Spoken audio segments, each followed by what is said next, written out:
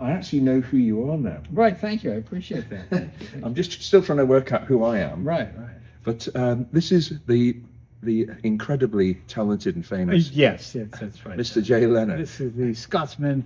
You know, we shot a little video with my Lotus 26R, and of course, being Scottish, we could save a bit of money if we shot an extra video too. Is that possible, G?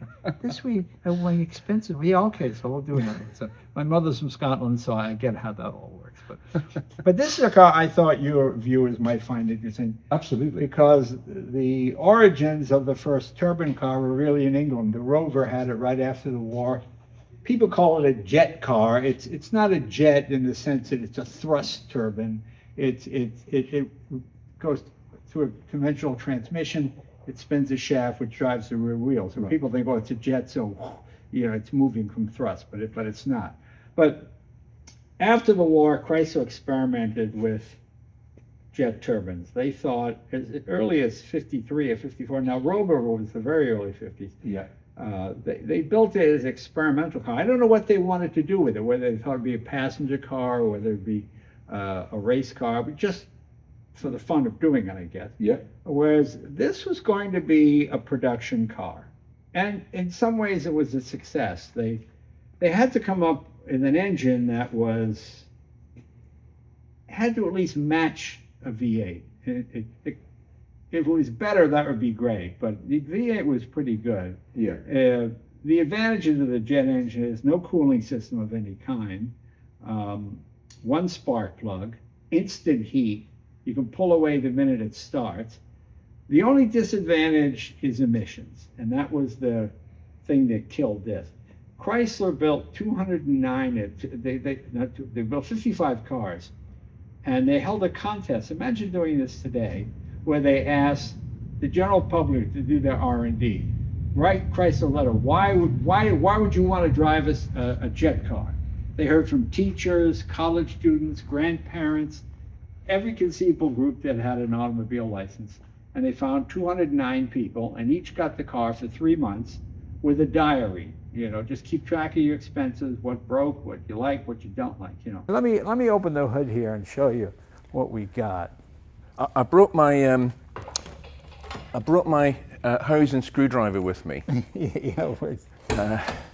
Will I need them, do you think? I don't, not unless you're going to give yourself an enema. Okay. I think we'll take that as a no. Yeah. Look at that. Now, it's not an engine developed for an airplane or even a helicopter. Turbine engines are notorious fuel wasters. I mean, it's just not efficient at all. So what they did, on each end here, you have these regenerators that take the heat and use it over and over and over. And people think, oh, does it set the grass on fire? No, because the heat is down to less than an internal combustion engine, about 140 degrees Fahrenheit is about as hot as it gets. Because it just used the heat over and over again to get as much energy and efficiency out as it could before it exited out the back. So it's interesting. The other part was alloys for jet engines are hugely expensive. Yeah. If this was an aircraft, it'd be $1 million. So they had to come up with an alloy that was better than automotive, that could take the heat, but didn't have to reach aeronautical standards. It didn't have to be as good. So it's somewhere in between. They found a French metallurgist named Dr. Roy. He came to work for Chrysler, and he developed this kind of gray iron engine for this thing. As I said, one spark plug. It goes through a Chrysler torque flight transmission. It's very conventional. It's not a race car. It's about 160 horsepower. About the same as the 318 V8 Chrysler. Yeah. They just wanted to be what they call, it was a new term then, now we use all the time, personal luxury car. Smaller than a Cadillac, but wasn't the Ford T-Bird supposed to be? Yeah, that would be one of the first personal luxury. In fact, Engel, the man who designed the T-Bird, designed this. If you look at it, you'll see it has a lot of the T-Bird cues in it. All this is here is an air cleaner. Because the noise with the turbine, it's so loud. You've ever stood next to a jet plane. So it comes in here, it goes this way, this way, this way, up, down, around. It goes, the circuitous route through here is just unbelievable.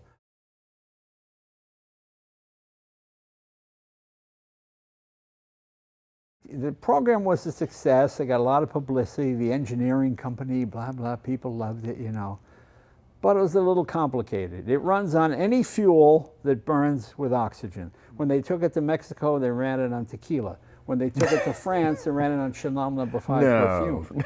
Well, the idea was, but in the 60s, cheap fuel was not a problem. Gas was 19 cents a gallon. Sure. Plus, it will not run on leaded fuel because that'll just ruin it. So and all you have was so you had to go to diesel. So that made it a little dirty, and people didn't like. In those days, the diesel pump was usually in the back of the gas station. You went around the back and you pumped it up, you know, there. So that was part of the problem. Anyway, when they ended the program, they had to crush most of the cars because the cars were built by Ghia in Italy. They were imported without tax because they were supposed to go right back. And when they ended the program, they had to crush them. Okay. Well, that was one reason. The other reason they crushed it, they didn't want guys putting a Hemi in it and running it to drag strip.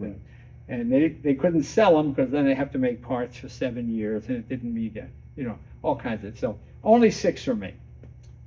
When Chrysler went bankrupt, I called every bank in Detroit trying to find out who financed them. And I said, you want to sell some of them? You know, one bank, I love bankers because they don't know cars. He goes, well, I just want to warn you, it's not a new car, you know, it's a used car. I said, that's fine. So I got it, okay? I drove it for a couple of years. The engine melted down on me. Just one of the regenerators locked up, and then the heat, which keeps it moving, it kept it cool, just I saw it spike, you know. This idles at 22,000 RPM. And when the heat gets to it, it gets to it quick. So the whole engine melted down. So what am I going to do? I called Chrysler. They got no parts. They got no spares. I went to a place called Williams Turbines out of Detroit. And the guy's father, Greg Williams, was involved with, his father was involved with the development of this car. So they gave us a clean room to build an engine. We found 60 guys from the original crew, all over the age of 80. One guy was 94 in a wheelchair, horribly, but sharp as a tack. He knew every, and you know, being engineers, they didn't throw away their plans. They didn't throw away all their papers. They kept them all. So they brought all this stuff in, and they had new ideas for different generation regenerators they would use, and that stuff they would uncover. And it was like the movie Cocoon, you know, with all the old guys working. I mean, it was fascinating. I mean, the sad thing was every couple of weeks another one would pass away, you know, but the guys were great. They finished this for me. They did a wonderful job. And now it's a running turbine. And well, I'll show you something interesting. Hang on right here. Okay. I'm sure they were delighted to be involved, actually. Oh, yeah.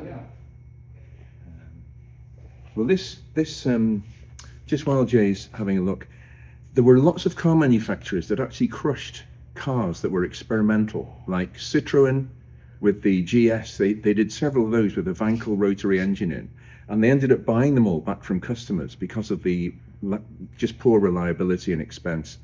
And they actually bought them all back and crushed all the Citroën GSs. There was a lot of that went on, actually. Well, you had to, because you couldn't sell it because if someone had an accident.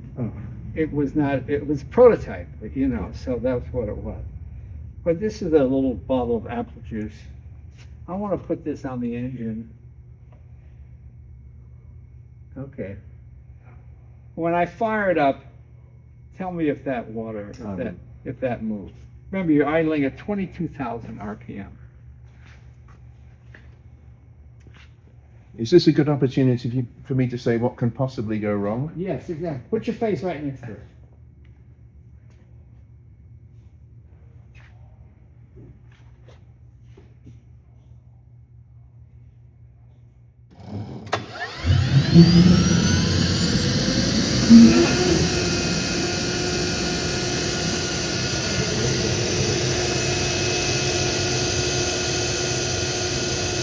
Put your hand on it. Oh, Look at that. I mean, not a ripple. It's not nothing. Amazing. It sounds beautiful. I mean, look at that. No internal combustion engine can do that. No. Not on cold start. Absolutely stunning. Stunning.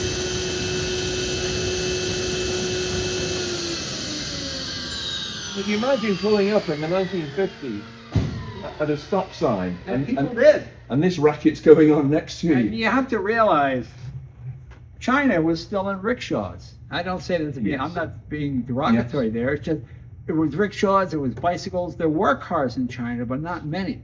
And here, people in America, they're driving jet cars with it. Yes. I mean, one of my favorite, look at that thing right behind you. It says, coming in 2 years, you know, another Yeah. jet car, you know. Yeah, They used yeah, to do yeah. that all the time. But the problem was, it was unique, it was quiet, it was, but the V8 was pretty established. People know how to fix them, people know how to work on them. And this probably would have been $6,000, Yeah. six or 7,000, when a Cadillac was 4,500. It was an expensive. Don't forget, you're tooling up. You know, I've got a '55 Buick Roadmaster, and we were restoring it one day. I had all the pieces laid out here, and some GM guys walked through about 10 years ago. They were still using that part. You know, they're still using an A-arm or something because you know they're able to.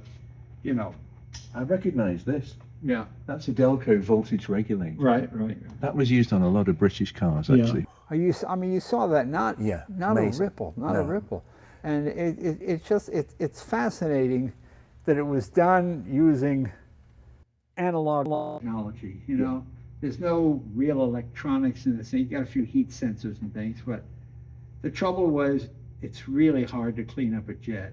In California, we're just starting with California-only cars, emissions in the mid-60s because of the smog.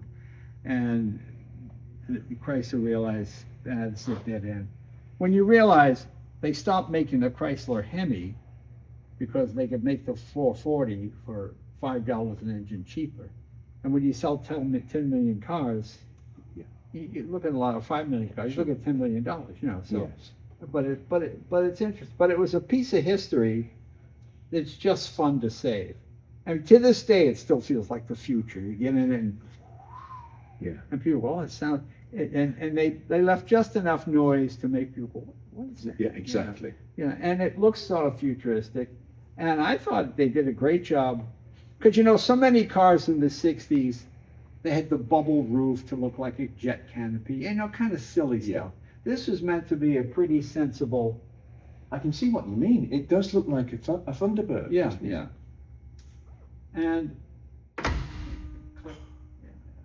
And you see, this is your kind of your protractor and your yeah. But it's just a piece of England history that started in England with the Rover. Chrysler took it to the next level, but the jet car just never, because there's just no way to clean up a jet. Yes. You know. So anyway, I hope your viewers got a kick out of this. Thank you. Thank you. Thank you very much. Well, that concludes another Tyrrell's Classic Workshop video. And I'm going to drink this. I hope it's not a urine sample. Video. Please remember to subscribe, and we'll be back with something else soon.